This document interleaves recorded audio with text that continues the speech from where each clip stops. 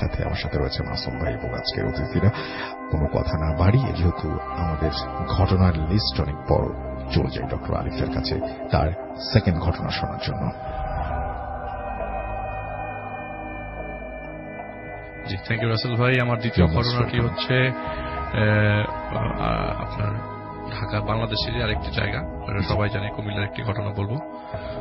কুমিল্লার এই ঘটনাটি বলার আগে বলতে চাই, এটা একটি গোরখোদকের ঘটনা আর কি। মানে উনি চাক্ষুষ প্রমাণ, বাকিদের কাছ থেকে আমি ঘটনাটা নিয়েছি, যে খবর খুলেছে তার কাছ থেকে। আচ্ছা, তো সেই যেই জায়গার ঘটনা বলছি, সেইখানে ওই বাড়ির একটি পারিবারিক গোরস্থান আছে। ওই গোরস্থানে খুব বেশি কবর দেওয়া না, এরকম এত বড় গোরস্থান না, কিন্তু ওইখানে মানুষ মারা গেলে এই শাহাবুদ্দিন নামের লোকটাই কবর খোঁড়ে নর্মালি। তো তাকেই ডেকে না হয়, কিন্তু তার কারণ হচ্ছে তার কবর খোঁড়ার, মানে কবর যে খুঁড়ে খুব সুন্দর করে খোঁড়ে আর কি। আচ্ছা, গ্রাম সাইডের মানুষ তো খোঁড়ে একটু ডিফারেন্ট হবে, তো তার খোঁড়াটা খুব সুন্দর হয়, সেজন্য তাকেই সবসময় ডাকা হয় আর কি। তো ঘটনার দিন যেটি হয়েছে, সেদিন 3 জন মানুষ মারা গিয়েছিল। সেদিন ছিল বৃহস্পতিবার। 3 জন মানুষ মারা গিয়েছিল। এর মধ্যে 2 জন ছিল হচ্ছে বয়স্ক, একজন মহিলা একজন পুরুষ, আরেকটি মেয়ে মারা গিয়েছিল 13 বছর বয়সে একটা মেয়ে। তো সকাল 10টা নাগাদ একটা জানাজা হয়ে কবর হয়। তো ওই কবরস্থানের পাশেই মসজিদ, ওইখানকারই এলাকার মসজিদ। তো ওই মসজিদে জানাজা হয়ে রাত 10টায় কবর হয়, সকাল 10টায় কবর হয়। দুপুর বেলা জোহরের নামাজের পর একটা কবর হয় জানাজা হয়ে। আসরের ওয়াক্তে একটা লাশ আসে। গোরখোদক যে শাহাবুদ্দিন সাহেব, উনি বসেছিলেন আর কি কবরের পাশে, প্রতিটা কবরিতেও তার খোঁড়া আর কি। তো সে অপেক্ষা করতে থাকে, কবর লাশ আসে, কবর হয়ে যায়। আসরের ওয়াক্তে একটা লাশ আসে। ওই লাশটা যেটা বললাম, একটু পরের গ্রামের একটা মেয়ের লাশ আর কি। এটা 13 বছরের মেয়ে। সকালবেলা বড়ই গাছে সুইসাইড করা অবস্থা, মানে ডেড বডিটা পাওয়া যায় আর কি, সুইসাইড করা ডেড বডি আর কি। গলা পেঁচিয়ে, ওড়নার মধ্যে গলা পেঁচিয়ে বড়ই গাছে সুইসাইড করে। তো মেয়েটা লাশ নিয়ে আসে, আসরের ওয়াক্তে নামাজ হয়। নামাজের পরে যখন লাশ কবর দেওয়ার জন্য গেট খুলে ভেতরে ঢুকে, এমন সময় এলাকার লোকজন সবাই চলে আসে। আচ্ছা, তো এলাকার লোকজন চলে আসে, এই আসলে ঘটনা বছর 1993 ঘটনা। তো এলাকার লোকজন আসার পরে বলে যে দূর থেকে তিনি দেখেন যে একটু ঝগড়াঝাটি, একটু বাকবিতণ্ড হচ্ছে আর কি। তো তিনি কাছে যান, কাছে যাওয়ার পরে শুনতে থাকেন যে ওই এলাকার লোকজন চায় না যে ওই মেয়েটার দাফন ওই কবরস্থানে হোক, এবং এই ঝগড়া, এই চিল্লাচিল্লি, মেয়েটার বাবার কান্না, আত্মীয় স্বজনরা সেই কান্না থামায়, আবার তর্কে জড়ায়। এরকম করতে করতে মাগরিবের নামাজ হয়ে যায় আর ঈশার নামাজ হয়ে যায়। আচ্ছা, তো শেষ পর্যন্ত যখন পারমিশন দেওয়া হয় যে ঠিক আছে তোমার মেয়ের কবরটা এখানে হোক, কারণ তারা চায় না যে কোনো আত্মহত্যা, তো ইসলামে লেখা না, ওই এলাকার লোকজনের কথা, আত্মহত্যা করা যাবে না, আত্মহত্যা করলে একসেপ্টেড না, ওই গ্রামে একসেপ্টেড না। তারা এই জিনিসটা, ওই ফতোয়াটাই তখন পর্যন্ত আর কি, যে না, ডেড বডি এখানে কবর দেওয়া যাবে, অন্য জায়গায় কবর দাও, নিজের জমিতে কবর দাও। এইরকম কথাবার্তা বলতে বলতে লাস্ট পর্যন্ত একটা কথায় উপনীত হয় যে ডেড বডিটার কবর দেওয়া হবে এখানে, কিন্তু এলাকার কোনো মানুষ ওই জানাজাতে শরীক হবে না। আচ্ছা, তো এলাকার কোনো মানুষ যেহেতু শরীক হয় নাই, তো আত্মীয় স্বজন সহ সব মিলে 7 জন মানুষ ছিল, ওই গোরখোদক এবং ওই ইমাম, তারা সবাই মিলে জানাজা দেয় হচ্ছে রাত 10টার দিকে। তো হারিকেনের আলোয়, রাসেল ভাই, অন্ধকার, ওই এলাকাটা অন্ধকার, তো হারিকেনের আলোয় যতটুকু দেখা যায়, তো লাশ উঠাতে যাবে এমন সময় সবার আগে খেয়াল পড়ে মেয়ের ভাইয়ের। আর মেয়েটা খুব আদরের মেয়ে ছিল, যে 3টা বাঁধন, যে পায়ের মধ্যে কোমরে একটা বাঁধ থাকে আর মাথায় একটা বাঁধন থাকে, একটা বাঁধনও নাই, মানে গিট নাই ডেড বডির মধ্যে। আচ্ছা, এখন সবাই কি শত্রুতা করে গিটটা সরাই দিল, কিন্তু গিটটা তখন পর্যন্ত এশার ওয়াক্তে ছিল। হঠাৎ করে গিটটা কোথায় গেল? একা একা। আর আশেপাশে রাসেল ভাই ধানি ক্ষেত, আশেপাশে জমি টমি আর মসজিদ, আর কিছু দূরে গ্রামের বাড়ি, আশেপাশে কোনো ঘর বাড়ি নাই, মানুষের কথাবার্তা শোনা যাচ্ছে না, একদম গুমোট অন্ধকার। রাত 10টা সাড়ে 10টা বাজে, অন্ধকার একদম, আশেপাশে অন্ধকার, চাঁদের আলোটা পর্যন্ত, চাঁদও নেই আকাশে, একদম মানে ওই হারিকেনের আলোতে যতটুকু দেখা যাচ্ছে। তো তারা লাশ উঠাতে যায় কোন মতে, তো লাশটা কবর করতে হবে। এখন গিট দেবে কোথায়, কারণ লাশটা তো গোসল করানো হয়েছে, আবার এখানে নতুন কিছু তো অ্যাড করবে না। তো তারা কাঁধ উঠাতে যায়, যে মানে ওনার ভাষায় যে ডেড বডিটাকে উঠাতে পারতেছিল না, পরে আমি মানে ওই গোরখোদক যে সাহায্য করে তারপরে উঠাতে পারে না, এরকম খারাপ অবস্থা। তো তো অনেক কষ্টে অনেক ওজন হয়ে যায়। হঠাৎ করে এত ওজন হয়, কারণ যখন নিয়ে আসে তখন এত ওজন ছিল না, হঠাৎ করে এই লাশের ওজন হলো কিভাবে। তো লাশ কাঁধে করে নিয়ে ওই কবর যেখানে গর্ত করা আছে সেই জায়গা পর্যন্ত যায়। যাওয়ার সময় ওই এক পাশের মানে কাঠের তো লাশের খাটিয়াটা, এক পাশের ওই এক পাশটা সরিয়ে দেয়, সরানোর পরে যাতে ইজিলি ডেড বডিটা মাটিতে মানে কবরের ভিতরে ঢুকাতে পারে। তো ধরবে এমন সময় কবর থেকে মানে লাশ থেকে কে যদি কান্না করছে, আপনার হাতের মধ্যে যদি কেউ থাকে সে কান্না করলে আপনি অবশ্যই বুঝবেন। এটার জন্য এক্সাম্পল দেওয়ার জন্য আমার আশেপাশে ঘরবাড়ি আছে এটা বলতে হবে না। আপনার হাতের কাছে আপনার হাত দিয়ে একজনকে ধরছেন, সে কান্না করছে এবং সেই মানুষটা মৃত, আপনি কিরকম ভাববেন। তো ওই গোরখোদক এবং সাথে ইমাম সাহেব যে ছিল তাড়াতাড়ি লাশ কবর তাড়াতাড়ি লাশ দাফন করে। এই জায়গাটা এখন খুবই ইনসিকিউর অবস্থায় আছে, তাড়াতাড়ি লাশটা দাফন করে। ইনসিকিউর না, কবরস্থান তো সবচেয়ে সিকিউর জায়গা, কিন্তু তারপরে তাদের ভয় হচ্ছিল যদি কোনো ধরনের মানে ডিফারেন্ট কিছু তারা দেখে ফেলে তখন জিনিসটা খারাপ হয়। তো তারা লাশ কবরে নামায় এবং মেয়ের বাবা আর লাশ ধরে কবরের মাটি মানে কবরে নামতে পারে নাই। সে কান্না করতে করতে একদম একাকার অবস্থা, একসার অবস্থা। তো মেয়ের ভাই এবং মেয়ের চাচা লাশ নিয়ে কবরে নামে। আচ্ছা, কবরে যখন শুয়ে দেয় তো আমরা মাঝে আমার মাথাটা একটু সরিয়ে দিই, মানে একটু খুলে দিই, এবার মুখটা পশ্চিম দিকে করে দিই। মুখটা যখন পশ্চিম দিকে করতে যায় তখন যে জিনিসটা সবচেয়ে বেশি মানে পরিলক্ষিত সেটা হচ্ছে রাসেল ভাই মেয়েটার মুখটা কান্না করা অবস্থায় ছিল, কান্না করা ফেস। মেয়েটার ভাই করে মুখটা পশ্চিম দিকে করে দিতে যে নিজের ইচ্ছাবশত একটু দেখতে যে এই জিনিসটা দেখে ফেলে যে একটু আগে কান্না করছে এবং ওই 7 জনের সবাই শুনছে এবং মানে কান্না করছে, তো মানে বুঝা যাচ্ছে যে কেউ কান্না করছে ওই জায়গায়। তো দেখে যে মুখটা ক্রন্দনরত অবস্থা এবং পুরা চোখ দিয়ে পানি টল টল করে পড়েছে। সে তাড়াতাড়ি মুখটা বন্ধ করে মাথাটা মানে ওই উপরে যেখানে ছিল সেই জায়গাটা ঢেকে দেয়, ঢেকে তাড়াতাড়ি বাঁশ দেন, আমাকে তাড়াতাড়ি বাঁশ দেন, চাটাই দেন তাড়াতাড়ি। তো বাঁশ যখনই দিতে যায় রাসেল ভাই তখনই মাটি খসে পড়ে। আচ্ছা, যখনই বাঁশ দিতে যায় তখনই মাটি খসে পড়ে, যখনই বাঁশ দিতে যায় তখনই মাটি খসে পড়ে, বাঁশ দিতেই পারছে না। আর হঠাৎ করে শব্দ আসে, আব্বা আমাকে মাফ করে দেন। একদম নিজে শুনতে পাই, নিজে সবাই শুনছে এখানে, আব্বা আমাকে মাফ করে দেন। তখন বলে এই তাড়াতাড়ি চাটাই দে, তাড়াতাড়ি বাঁশ দে, যতটুক পারে বাঁশ দিয়ে রাখে। তারপরে বলে যে আমাকে উঠাই নেন। একটা পর্যায়ে বাঁশ দিতে পারছে না, চাটাইও দিতে পারছে না, কোনো মতো উপর ডেড বডির উপর দিয়ে বাঁশ দিয়ে এখন ওই গোরখোদক বলছে আপনি মাটি দেন, তাড়াতাড়ি আপনি মাটি দেন। তো ওইখান থেকে কান্নার সাউন্ড এবং সাথে সাথে বলছে আব্বা আমাকে মাফ করে দেন, আব্বা আমাকে মাফ করে দেন।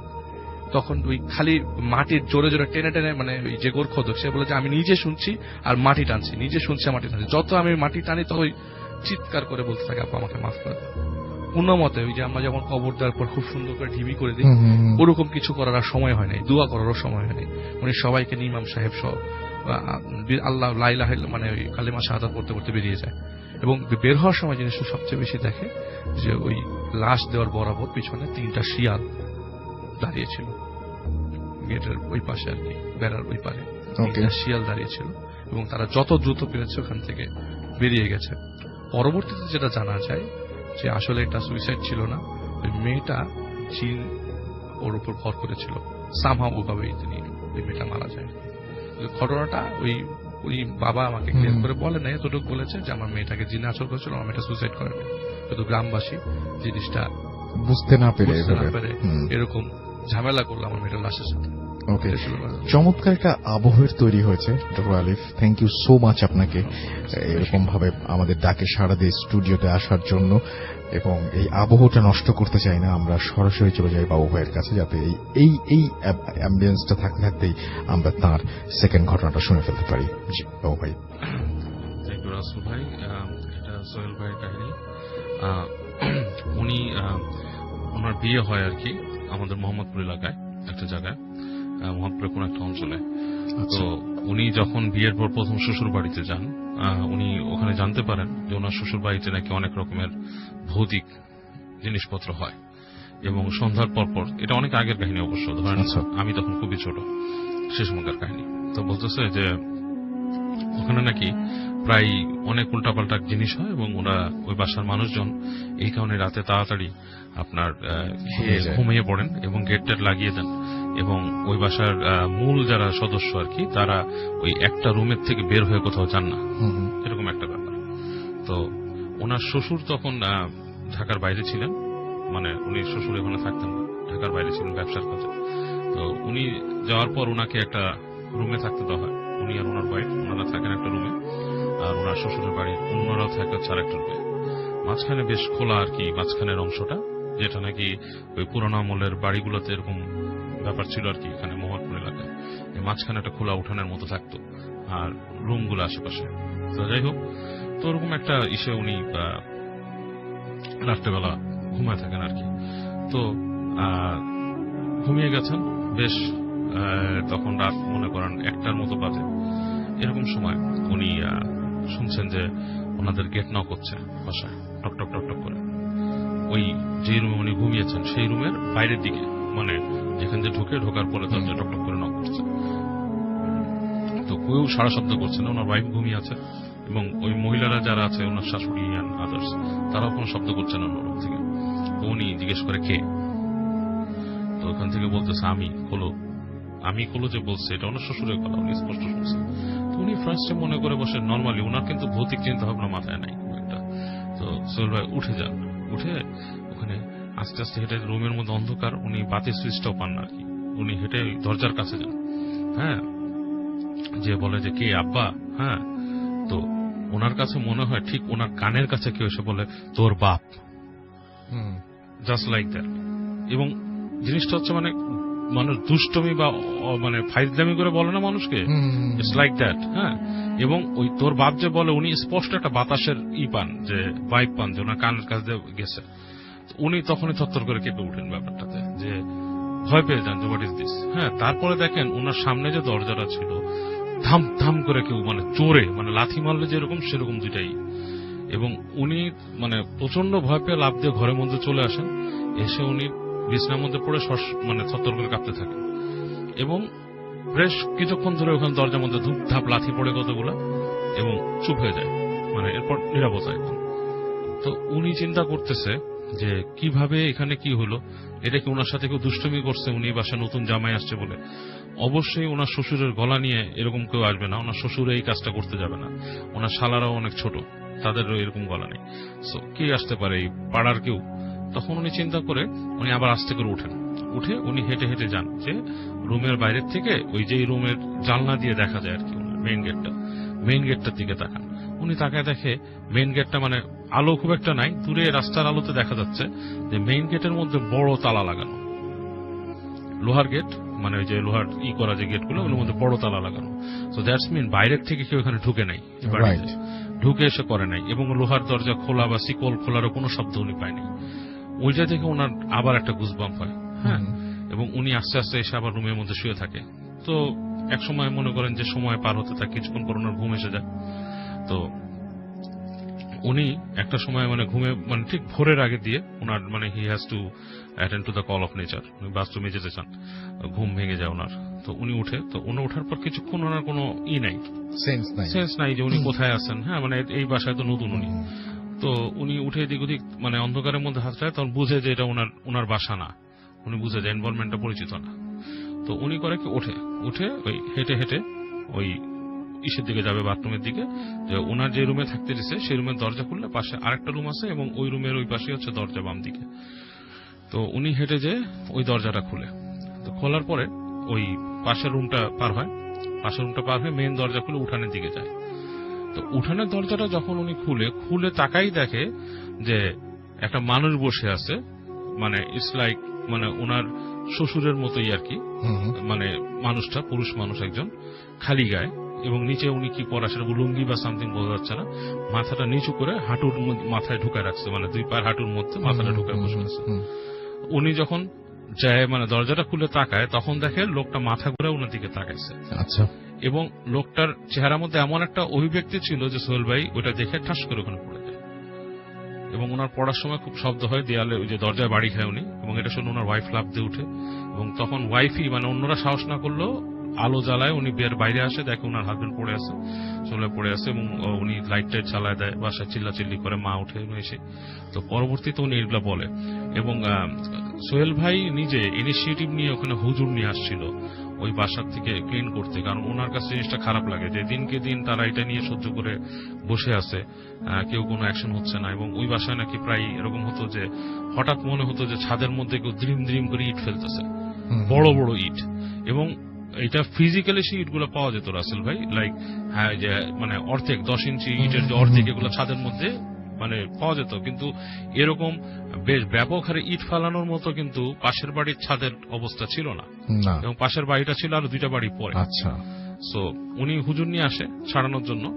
হুজুর যেটা হয়, হুজুর প্রথমে ঢুকেই তিনি বেশ ভয় পেয়ে যান, এবং উনি বলেন যে এই বাসার মধ্যে খুব মানে পাওয়ারফুল কোন এন্টিটি মানে জিন আছে, যেটা মানে আমার জন্য সমস্যা হবে। আমি আমার থেকে সিনিয়র একজন কামেল ব্যক্তি আছে, ওনাকে নিয়ে আসবো। তো ওনারা নিয়ে আসেন, এসে বাড়িটাকে ওনারা বন্ধ করে দেন, বন্ধ করে দেন, বিভিন্ন প্রসিজারে বন্ধ করে দেন। এবং বলছে যে অনেকের কাছে কথা প্রচলিত ছিল যে এই বাসায় এই যখন নাকি স্বাধীনতার সময়টা হয় সেই সময় বাঙালি কিছুকে অত্যাচার করে মারা হয়েছে এবং তাদের আত্মা এসে এরকম করে, হ্যাঁ, এরকম কথা প্রচলিত ছিল। But the thing is what, ওই হুজুর বলেন যে এগুলো একদম বোগাস কথা, কারণ মৃত মানুষের আত্মা কখনোই ফেরত আসে না, ইটস নেভার পসিবল। মানে আমাদের ধর্ম অনুসারে অবশ্যই আসে না, এবং অন্য ধর্মে এরকম কিছু ইন্ডিকেশন দেওয়া আছে যে আত্মা এইভাবে ফেরত এসে কাউকে জ্বালাতে পারে না, রং বিলিভস। তো হুজুর বলে যে এটা কখনোই হয় না, এটা হচ্ছে জিন, এবং খুব খারাপ জিন। সম্ভবত মানুষের সাথে যে জিনগুলো থাকে এদের মধ্যে কেউ এসেই এই ডিস্টার্বটা করে এখানে, এবং উনি ছাড়িয়ে দেওয়ার চেষ্টা করে জিনিসটা ব্যাপকভাবে। তো বাড়িটা মোটামুটি তারপরে কিছুদিন সেফ ছিল, মানে এতদিনে হয়তো এটা ডেভেলপার নিয়ে ফেলছে। Thank you so much, thank you so much. হ্যাঁ, আলিফ কিছু বলতে চাচ্ছিলেন, বলতে পারেন। রাসেল ভাই, আমি আপনাকে একটা কথা বলতে চাই। অনেকে কোশ্চেনটা জিজ্ঞেস করছে যে ওই প্রথম স্টোরিতে যে ওনার বাসায় যে ওনার ওয়াইফ ছিলেন, উনি যে মেয়েটা আসছে, উনি কি আগে কখনো মেয়েটাকে দেখে নাই? আমি বলেছিলাম পালিয়ে বিয়ে করেছে, ওই লোকটা আগে একা থাকতো, পরবর্তীতে ওই মেয়েটাকে যখন বাসায় নিয়ে আসে শুধুমাত্র তার মা দেখেছিল, কিন্তু তিনি দেখেন নাই, কারণ তিনি সবসময় সকালবেলা বেরিয়ে যেতেন, কখনো ওই দেখা পড়েনি তাকে। এবং ওই মেয়েটাকে ওঠার 2 মাসের পরেই এই ঘটনাটা ঘটে। ঢাকায় আসার কথা ছিল, কিন্তু ওই বলেছিলাম যে ওনারা পালিয়ে বিয়ে করেছেন এবং তাদের ফ্যামিলি। আর সবচেয়ে বড় কথা যে আমার পাশের এখানকার কথা চিন্তা করেন যে আমার পাশের ফ্ল্যাটে কে থাকে এটা তো অনেকেই দেখেন, জানি না আসলে। এখনো অনেকেই, আপনি পাশেই মারা যাচ্ছে, আপনি যাচ্ছেন না? যাচ্ছি না, না, আমি চিনবই না আমার পাশের বাসার মানুষকে। আমার পাশে এসে দাঁড়ায় আমি চিনতে পারবো না। আমি অ্যাকচুয়ালি দিলাম, কারণ আমি দেখেছি অনেকে কোশ্চেন জিজ্ঞেস করছে যে ওনার বাসায় মহিলা ছিল, উনি কেন দেখেন নাই? তো আমি জাস্ট ক্লিয়ার করে দিলাম যে ওনার বাসায় ছিল, মানে কিন্তু ওনার ফ্ল্যাটে ছিল না আর কি। আর একটা কথা বলি যে ডাকাতটা ওই স্বীকারোক্তি দিয়েছিল যখন, তখন যেটা বলেছে যে ওনার হাজবেন্ডকে প্রথমে মানে পালিশ চাপা দিয়ে মারা হয়, এরপরে ঘাড় মোটকে ঝুলিয়ে দেওয়া হয়, পরবর্তীতে ওনাকে জবাই করা হয়। Thank you so much doctor Alif clear করার জন্য, থ্যাংক ইউ। তো ওনাদেরকে আমাদের বিদায় দিতে হচ্ছে, আমি আছি, and thank you very much. অনেক কষ্ট করে এসছেন, এবং বাবু ভাই থ্যাংক ইউ ভেরি মাচ, যখন ডাকি তখনই সারা দেন, থ্যাংক ইউ ভেরি মাচ। তো